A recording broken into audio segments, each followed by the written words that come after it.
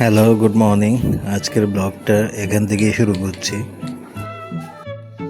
রাত বাজছে এখন প্রায় 12টা, মানে 12টা 5 মনে হয় বাজে। এখনো পর্যন্ত ডিনারের কোনো খবর নাই।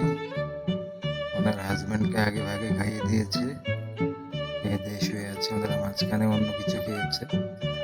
আমাদের আর খাওয়া দাওয়া নিয়ে কোনো টেনশন এখন আর নাই। এখন রাত 1টা বাজে দিলেও কোনো সমস্যা নাই। অবশেষে রাত 12টার পরে আমাদেরকে ডিনারের জন্য ডাকা হয়েছে। গিয়ে দেখি সেই রুই মাছ রান্না করেছে মনে হয় লাউ দিয়ে। যাক, তারপরও একটা কি বলে এটাকে, যে একটা সামঞ্জস্য আছে যে লাউ দিয়ে রান্না করেছে, তারপরেও খাওয়ার মতো লাউ জিনিসটা আমি খাই। যদিও আমি চিংড়ি মাছ দিয়ে লাউটা বেশি পছন্দ করি, এখন কি করার, যাই হোক করেছে। তো আমি জানি যে লাউয়ের তরকারি যেহেতু এটা ঝাল কম হবে এবং এমনিতেও রুচি বর্ধন করার জন্য কাঁচামরিচটা খুব দরকারি। তো আমি প্রথমেই কাঁচামরিচ নিয়ে খুব ভালো মতো ভেঙে নিচ্ছি, কারণ আমি কোনো রিস্ক নিতে চাই না। আমি এই তরকারি মুখে দেওয়ার আগেই প্রথমেই কাঁচামরিচ দিয়ে ভালো মতো ভাতটাকে ভেঙে টেঙে মেখে নিয়েছি। আমি জানি যে এটা খুব ভালো কিছু হবে না। এটা কেন, বেশিরভাগ তরকারি তার ভালো কিছু হয় না। তার জন্য আমার আগে থেকে একটা টেনশন থাকে। স্বাদের ব্যাপারে আমি খুব বেশি খুঁতখুঁতে।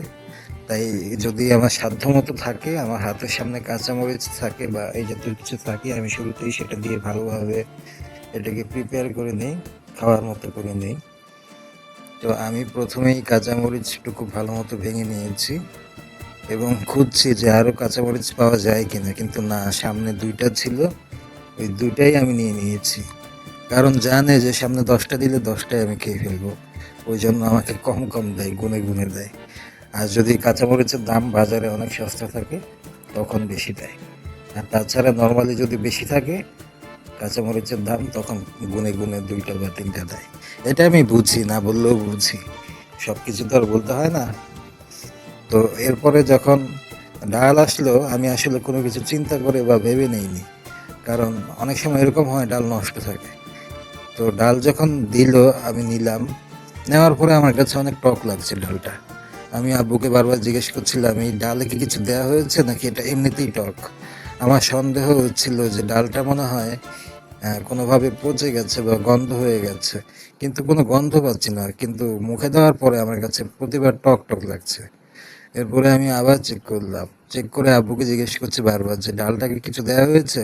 সে কেমন যেন চুপ করে আছে, কিছু জিজ্ঞেস করছে না। আমি চাচ্ছিলাম যে সে ওই মহিলাকে জিজ্ঞেস করুক যে ডালে কিছু দেওয়া হয়েছে কিনা, কারণ আজকাল কাঁচা আম বাজারে পাওয়া যাচ্ছে, যদি আম দিয়ে থাকে, কিন্তু আমি আমের কোনো অংশ খুঁজে পাচ্ছি না ডালের মধ্যে। আব্বুকেও বারবার জিজ্ঞেস করলাম, সেও কিছু বলছে না। তারপর আমার সন্দেহ লাগছে, আমি ডালটুকু আর খাইনি, মেখে ফেলে দিয়েছি। এটা আজকে সকালের একটা ফুটেজ দেখে মনে হচ্ছে যেন রাত্রে বেলার। আসলে সকাল ভরা বৃষ্টি হয়েছে, ওইটা দেখানোর জন্যই মূলত এই টাইমে ক্যাপচার করার চেষ্টা করছি। মানে বাইরের সিনটা দেখার জন্য যাচ্ছিলাম যে কেমন হয়েছে বৃষ্টির পরে পরিবেশটা। গিয়ে দেখি গাছ টাছ সব কিছু ভিজে, সামনে পানি জমে আছে এবং খুব ঠান্ডা একটা পরিবেশ। সকালবেলা তো আমার একেবারে শীত লেগে গেছে, মানে এতটাই ঠান্ডা লাগছিল। আমি ঘুমে থাকতেই টের পেয়েছিলাম যে বাইরে একেবারে ঝুম বৃষ্টি হচ্ছে। গিয়ে দেখি যে হ্যাঁ, সত্যিই তাই, বাইরে একেবারে ঠান্ডা ঠান্ডা একটা ওয়েদার, গাছপালা ভিজে আছে সব কিছু, সামনে একটু একটু পানি জমে আছে এবং সিঁড়ি টিড়ি সব কিছু কাদাময় হয়ে আছে একেবারে। তারপর একটু বাইরে দাঁড়িয়ে দাঁড়িয়ে দেখছিলাম, ইচ্ছা ছিল একটু বাইরে গিয়ে দেখাবো, কিন্তু সামনে গিয়ে দেখি সব কিছু ভিজে আছে, স্যান্ডেলের মধ্যে কাদা লেগে আছে, পানি জমে আছে। ইচ্ছা করলো না যে নিচে গিয়ে আবার কিছু শ্যুট করতে। এবং বাড়ির ভেতরে পরিবেশটা একেবারে অন্ধকার লাগছে, মনে হচ্ছে যেন সন্ধ্যা হয়ে গেছে। কিন্তু তখন বাজে মাত্র সকাল 9টা কি 10টার মতো, নাস্তার আগের পরিবেশ এরকম অন্ধকার ছিল। আর এখানে হচ্ছে দুপুর 3টার দিকে। দুপুর 3টার দিকে আমি মনে করেছি লাঞ্চ মনে হয় হয়ে গেছে রেডি, গিয়ে দেখি না, লাঞ্চের এখনও অনেক দেরি আছে। তো একটু বাইরে গিয়ে আবার দেখলাম, দেখি যে মাঝখানে মনে হয় আবার বৃষ্টি হয়েছে, মাঝখানে আর একটু বেশি বেশি পানি লাগছে। বিড়ালগুলো বাইরে খেলাধুলা করছে আর এদিকে আমার ভাতিজি আমাকে পেয়ে একটু দুষ্টামি করছে আমার সঙ্গে, যদিও উচ্চস্বরে আমার সঙ্গে কথা বলা নিষেধ। মানে আমার সাথে কথা বলতে দেখলে তো ওর সঙ্গে একটা বড় ধরনের ঝক্কি হয়ে যাবে, ওর মায়ের সাথে একটা বড় ধরনের ঝগড়া লেগে যাবে, ঝামেলা হবে। এই জন্য ও চুপি চুপি আমার সাথে কিছু কথা বলছে ইশারাতে, এবং দুষ্টামি করছে, বারবার ক্যামেরার সামনে চলে আসছে। বেশি শব্দ করছে না, হাসাহাসি করছে না, কারণ যদি দেখে যে আমার সঙ্গে কথা বলছে বা আমার সঙ্গে দুষ্টামি করছে, তাহলে তো ওর খবর আছে। আজকে ওর স্কুল বন্ধ ছিল, তো আমি একটু বাইরের গাছপালা পরিবেশটা দেখার চেষ্টা করছিলাম, বৃষ্টিতে কেমন হয়েছে সব কিছু দেখি। মনে হচ্ছে যে আবার বৃষ্টি নামতে পারে যখন তখন। শুনেছি মে মাসের 5 তারিখ পর্যন্ত নাকি বৃষ্টি থাকবে। যাক, ভালো হয়েছে, আমাদের জন্য ভালো। যাদের এসি নেই তাদের জন্য এটা খুব ভালো পরিবেশ। অবশেষে 3:30 থেকে 3:45 এই সময়ের মাঝখানেই মনে হয় সম্ভবত লাঞ্চ রেডি হয়েছে। আজকে বৃষ্টির দিন, ঠান্ডার দিন, কি মনে করে যেন আজকে চিকেন বিরিয়ানি করেছে, হয়তোবা বাসায় আজকে চিকেন ছিল, এবং জানি না কি জন্য করেছে। হঠাৎ করে মাঝে মাঝে তার মনে চায়, মাঝে মাঝে একটু ভালো কিছু করতে ইচ্ছে করে। হয়তো আজকে এমন কোনো দিন, ঠান্ডার দিন, হয়তোবা তার নিজের ইচ্ছে করছিল। আবার নাকি শুনেছি বিকালবেলা বাইরে যাবে, বাইরে যাওয়ার কোনো প্ল্যান আছে, বা কি হিসেবে করেছে জানি না। তো আজকে বিরিয়ানি করেছে, গিয়ে দেখি।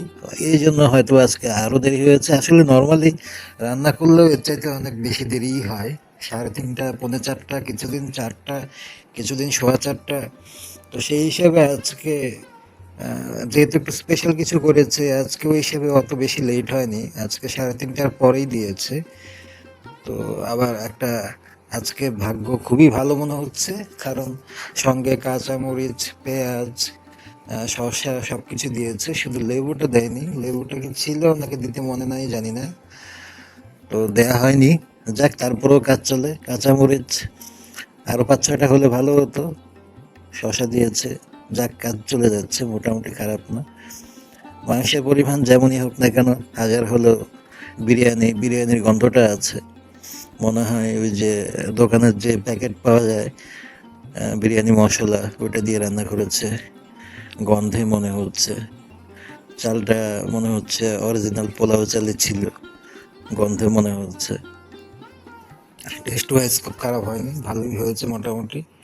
কারণ এটাতে সে মোটামুটি এক্সপার্ট হয়ে গেছে, কারণ তার পছন্দ বিরিয়ানি, এবং সে প্রচুর পরিমাণ বিরিয়ানি রান্না করে। মানে সময় সুযোগ পেলেই, নিজের জন্য হোক, হাজব্যান্ডের জন্য হোক, আলাদা হোক, যেভাবেই হোক, এই জিনিসটা তার খুব বেশি রান্না করা হয়। এটাতে তার হাত খুব বেশি পেকে গেছে, কারণ শর্টকাটের উপরে সে এই জিনিসটা প্রায়ই করে। সেটা মুরগি দিয়ে পারলে মুরগি দিয়ে করে, গরু দিয়ে পারলে গরু দিয়ে করে, খাসি দিয়ে পারলে খাসি দিয়ে করে। মানে বিরিয়ানি তার করতেই হবে। এই জিনিসটা বারবার করতে করতে করতে করতে এই জিনিসটা সে ভালো একটা আয়ত্তে নিয়ে এসেছে, এবং এই কাজটা সে মোটামুটি পারে। এই জন্য কোনো দোষ হচ্ছে না, কারণ এটা সে পারে, করতে করতেই হোক আর যেভাবেই হোক তার প্র্যাকটিস হয়ে গেছে। তবে আমাদের জন্য খুব মাপা পরিমাণটা, অ্যামাউন্ট। এখানে আব্বুকে 1 প্লেট দিয়ে গেছে বেড়ে, আর আমার প্লেটটা তো আমার সঙ্গে থাকে, এটা তো বেড়ে রাখার উপায় নাই। তো আমার প্লেটের জন্য, আমার প্লেটের মাপের 1 প্লেট বিরিয়ানি অন্য একটা পাত্রে রেখে গেছে, যেন আমি সেখান থেকে নিয়ে নিতে পারি। আর আমার আব্বুর যেটা, সেটা সে প্লেট থাকে, 1 প্লেট দিয়ে গেছে। মানে একবার খাওয়ার পরে যে পরবর্তীতে আবার নেওয়া যাবে সেই অপশন নাই। খুব মাপা, লিমিটেড জিনিস। যাই হোক, দুপুরের খাবার হিসেবে মোটামুটি চলে যায়। আমি এমনিতেও এর চাইতে খুব বেশি নিতাম না, এখানে যতটুকু আছে মোটামুটি আমার হয়ে গেছে।